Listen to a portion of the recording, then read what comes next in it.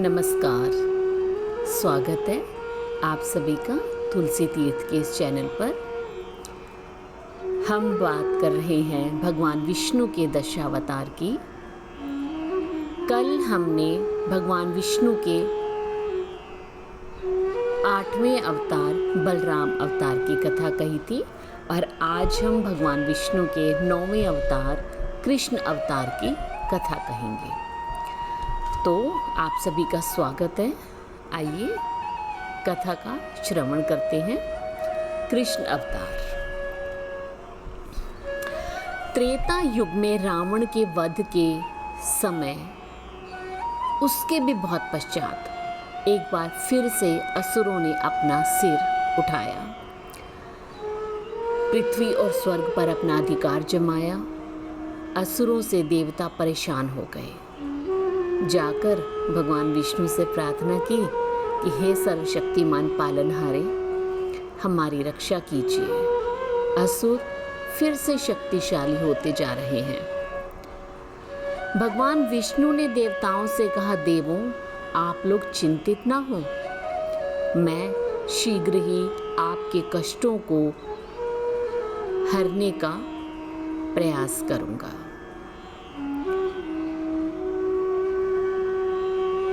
मैं धरती पर वसुदेव के पुत्र के रूप में जन्म लूंगा। एक बार पुनः धरती से बुराई का नाश करूंगा। भगवान विष्णु के ऐसे वचनों से देवता गण आश्वस्त हुए। अब भगवान का अवतार लेने का समय आ गया। प्राचीन मथुरा पर कंस नाम का एक क्रूर राजा अपनी बहन देवकी से अत्यधिक प्रेम करता था। विवाह कराया तो वसुदेव जी के साथ, क्योंकि वसुदेव भी कंस के अत्यंत प्रिय थे। विवाह के पश्चात कंस उन्हें रथ में बिठाकर वसुदेव के घर छोड़ने जा रहा था। अचानक गर्जना हुई, बिजली कड़की और साथ ही एक दिव्य आकाशवाणी भी हुई कि हे शक्तिशाली कंस, सावधान, अब तुम्हारा अंत निकट आ चुका है। तुम एक सूखे पत्ते की तरह नष्ट हो जाओगे। तुम्हारा शत्रु तुम्हारे निकट ही है। तुम्हारी बहन देवकी का 8वां पुत्र तुम्हारा अंत करेगा। ये शब्द कंस के कानों में पिघले शीशे की तरह पड़े। आकाशवाणी सुनकर स्तब्ध रह गया कंस। क्रोध में आकर देवकी को मारने के लिए अपनी तलवार निकाली तो वसुदेव ने हाथ जोड़कर विनती की, हे कंस, देवकी तुम्हारी प्रिय बहन है, उसे मारने की तुम कैसे सोच सकते हो? तो क्रोधित कंस ने कहा, वह मेरी बहन कैसी, जिसका पुत्र ही मुझे मार डालेगा? मैं उसे अब कैसे छोड़ूं? मैं तो अब उसे मार डालूंगा। तो वसुदेव ने कंस से प्रार्थना की कि हे राजन, हम पर दया करें। यदि आपको आकाशवाणी में विश्वास है तो हम अपनी 8वीं संतान आपको अवश्य देंगे। ये मेरा वचन है। कंस ने कहा, तुम क्या वचन दोगे? मैं स्वयं निर्णय ले सकता हूँ। यदि तुम जीवित रहना चाहते हो तो तुम दोनों को मैं कारागार में डाल दूंगा। मैं न केवल 8वीं संतान का अंत करूंगा, बल्कि देवकी की प्रत्येक संतान को जन्म लेते ही उसका अंत करूंगा। अब कंस ने देवकी और वसुदेव को कारागार में डाल दिया।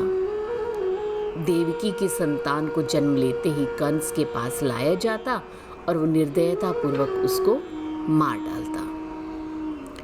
एक एक करके उसने देवकी के सारे पुत्रों को मार डाला। 8वें अवतार की बारी आई। विष्णु भगवान ने कृष्ण के रूप में देवकी के गर्भ से जन्म लिया। जन्म के साथ ही एक दिव्य आवाज ने वसुदेव से कहा, हे दिव्य संतान के पिता, गोकुल में नंद के घर इस बच्चे को ले जाओ और नंद की पत्नी यशोदा की बच्ची को ले आओ। इस आवाज के साथ एक आश्चर्यजनक घटना भी घटी। चारों ओर अंधकार, सभी पहरेदार गहरी निद्रा में। कारागार के दरवाजे, बेड़ियां अपने आप ही खुल गई। वसुदेव ने बच्चे को एक टोकरी में रखा और टोकरी सिर पर रखकर निकल गए।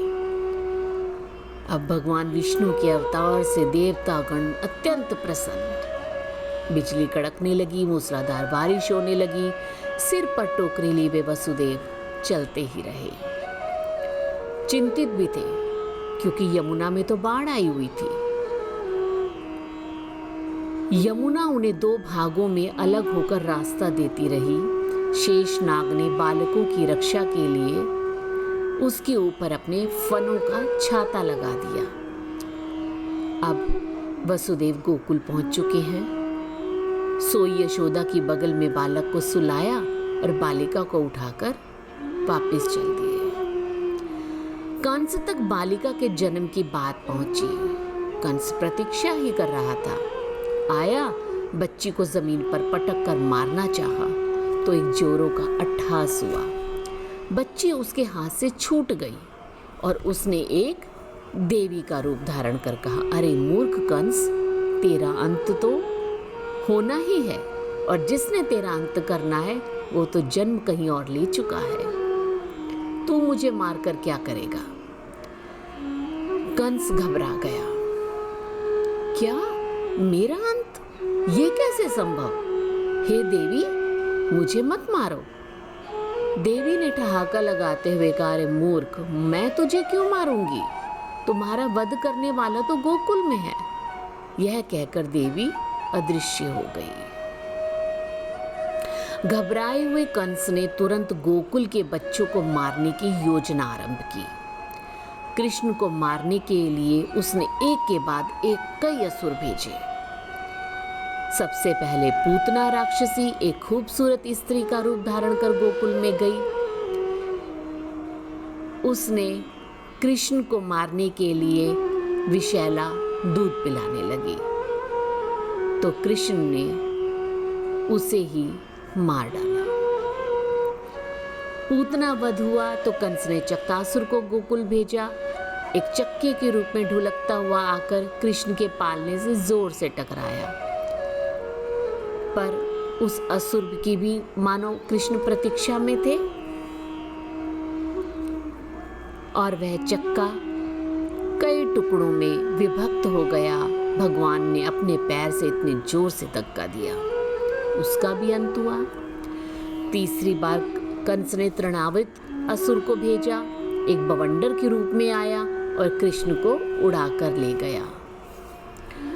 अब कृष्ण को आकाश में ऊपर कहीं ले गया तो कृष्ण ने अपने आप को अत्यधिक वजनी बना लिया और तृणावृत ही नीचे गिर पड़ा और वो मर गया। बालकृष्ण एक शरारती और सर्वप्रिय बालक के रूप में बड़े हुए थे। अन्य गोपों के साथ दही और मक्खन आसपास के घरों से चुराते थे। एक दिन अपनी गाय को चरता छोड़कर कृष्ण अन्य गोपों के साथ नदी किनारे बैठे थे। तब उन्होंने क्या देखा, एक बड़ा सा बगुला। अब कंस के द्वारा भेजा गया यह दैत्य बकासुर था। कृष्ण पर हमला करके उन्हें निगल गया। पेट के भीतर कृष्ण ने ऐसा तहलका मचाया कि उन्हें बाहर निकलना पड़ा और अपनी कठोर चोंच से बकासुर ने फिर से हमला किया तो कृष्ण ने उसकी चोंच को पकड़कर जोर से खींचा और बकासुर दर्द की चित्कार से ढेर हो गया। कंस एक एक करके अपने दैत्यों को भेजता और वो सब मारे जाते। अगली बार कालिया नाग ने उन्हें मारने की चेष्टा की। नाग एक सरोवर में पूरे जल को उसने जहरीला बनाया। एक दिन सरोवर के किनारे सभी गोप गेंद खेल रहे थे। गेंद सरोवर में चली गई। निकालने के लिए कृष्ण सरोवर में कूदे। कालिया ने अपना सिर पानी के भीतर ही उठाया। कृष्ण उसके सिर पर खड़े होकर उसे नीचे की ओर धकेलते गए और उसकी पूंछ पकड़कर उसके सिर पर ही नृत्य करने लगे। कालिया ने क्षमा याचना की। कृष्ण ने क्षमा तो कर दिया, तुरंत उसे सरोवर छोड़कर जाने के लिए भी कहा।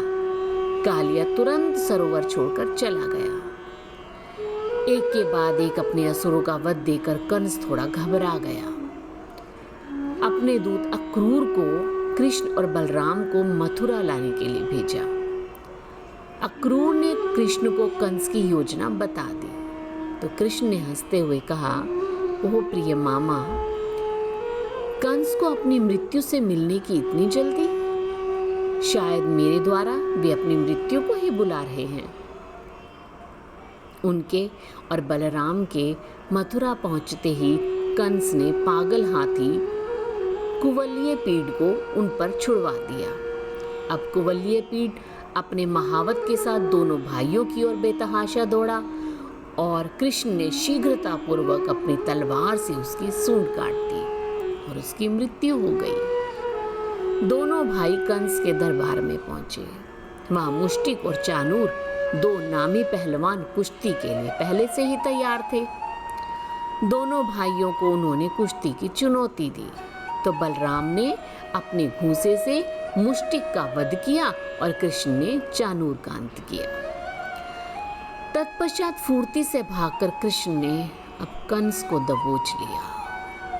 कंस भागने का प्रयत्न करने लगा तो कृष्ण ने अपने सुदर्शन चक्र से उसका सिर काट डाला। कंस का वध हुआ। देवताओं ने आकाश से पुष्प वृष्टि की। इस प्रकार एक बार फिर से विष्णु भगवान ने अपने कृष्ण के अवतार द्वारा पृथ्वी से बुराई का अंत कर शांति की स्थापना की। मात्र कंसवध ही भगवान विष्णु का कार्य पूर्ण नहीं हुआ था। कुरुक्षेत्र युद्ध के समय कृष्ण अर्जुन के सारथी बने थे। रणभूमि में अपने ही लोगों के विरुद्ध जब अर्जुन ने युद्ध नहीं करना चाहा तो कृष्ण ने अर्जुन को समझाया, पार्थ, जीवन और मृत्यु प्रकृति के अधीन, तुम युद्ध करो, वह तुम्हारा कर्म है और कर्म करना ही धर्म है। आश्वस्त होकर अर्जुन ने युद्ध किया। कृष्ण की युद्ध नीतियों पर चलकर पांडव कौरव जैसी बुराइयों का नाश कर सके। इस प्रकार द्वापर युग में विष्णु भगवान के अवतार कृष्ण ने एक बार पुनः बुराई को हराकर धरती पर शांति की स्थापना की। जय जय श्री राधे। ये है हमारे दशम अवतार के 9वें अवतार कृष्ण अवतार की कथा। कल हम अगले अवतार भगवान विष्णु के 10वें अवतार कल्कि अवतार की कथा करेंगे। तब तक के लिए आपका बहुत बहुत धन्यवाद। आपने समय दिया, इस कथा का श्रवण किया। तुलसी तीर्थ आप ही का चैनल है। आप किसी भी समय इस कथा को सुन सकते हैं। आपका बहुत बहुत धन्यवाद। आपका बहुत बहुत आभार। धन्यवाद।